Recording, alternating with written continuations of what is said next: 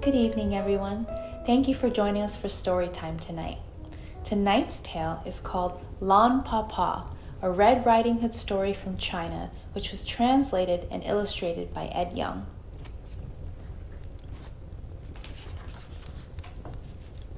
Once, long ago, there was a woman who lived alone in the country with her 3 children, Shang, Dao, and Paozi. On the day of their grandmother's birthday, the good mother set off to see her, leaving the 3 children at home. Before she left, she said, "Be good while I am away, my heart-loving children. I will not return tonight. Remember to close the door tight at sunset and latch it well." But an old wolf lived nearby and saw the good mother leave. At dusk, disguised as an old woman, he came up to the door of the children and knocked on the door twice. Bang, bang. Shang, who was the eldest, said through the latch door, "Who is it?" "My little jewels," said the wolf. "This is your grandmother, your papa." "Papa," Shang said, "our mother has gone to visit you." The wolf acted surprised. "To visit me? I have not met her along the way. She must have taken a different route." "Papa," Shang said, "how is it that you come so late?" The wolf answered, "The journey is long, my children, and the day is short." Shang listened through the door. "Papa," she said, "why is your voice so low?" "Your grandmother has caught a cold, good children, and it is dark and windy out here. Quickly, open up and let your pawpaw come in," the cunning wolf said. Dao and Paozi could not wait. One unlatched the door and the other opened it. They shouted, "Pawpaw, pawpaw, come in."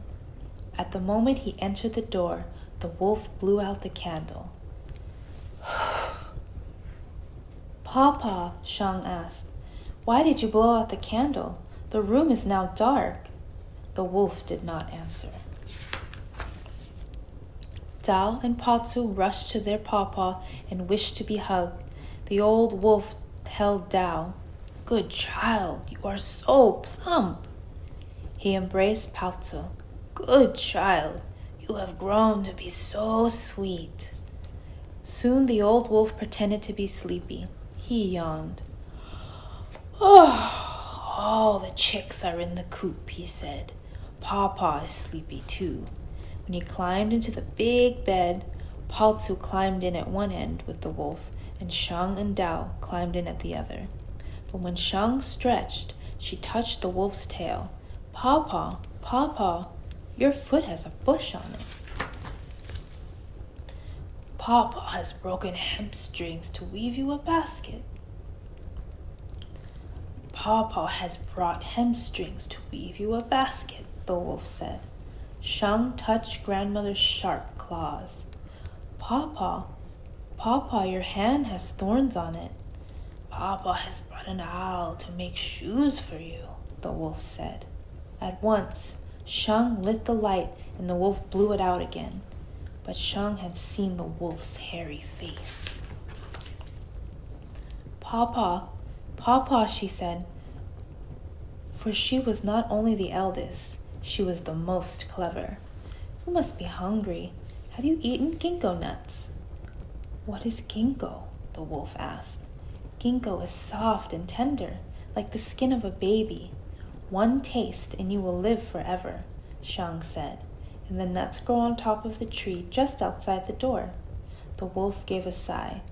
"Oh dear, Pawpaw is old. Her bones have become brittle. No longer can she climb trees."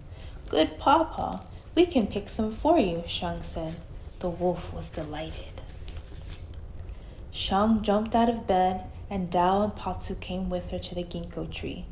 There, Shang told her sisters about the wolf, and all 3 climbed up the tree. The wolf waited and waited. Plump Dao did not come back. Sweet Paozi did not come back. Shang did not come back, and no one brought any nuts from the ginkgo tree. At last the wolf shouted, "Where are you, children?" Papa, Shang called out. We are on top of the tree eating ginkgo nuts. Good children, the wolf begged. Pluck some for me. But Papa, ginkgo is magic only when it is plucked directly from the tree. You must come and pluck it from the tree yourself. The wolf came outside and paced back and forth under the tree where he heard the children eating the ginkgo nuts at the top. Oh, Papa, these nuts are so tasty, the skin so tender, Shang said. The wolf's mouth began to water for a taste. Finally, Shang, the eldest and most clever child, said, Papa, I have a plan. At the door there is a big basket. Behind it is a rope. Tie the rope to the basket, sit in the basket, and throw the other end to me. I can pull you up.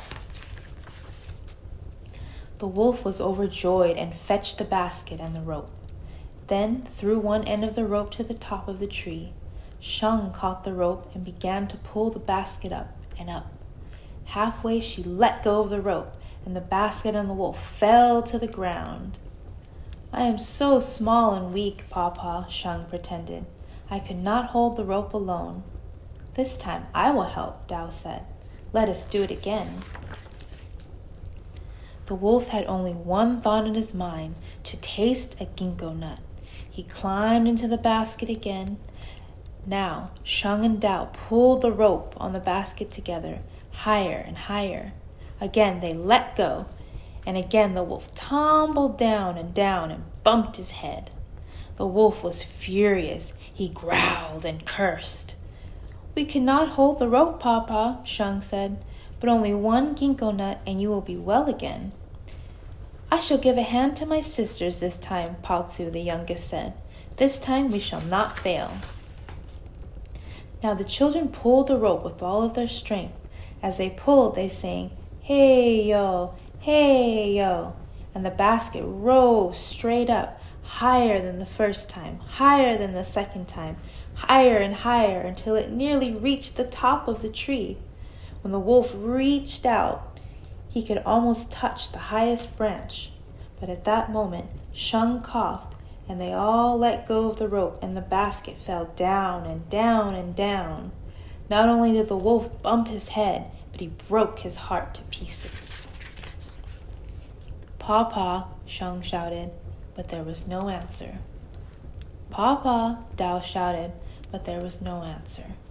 Papa, Pao Tzu shouted. There was still no answer.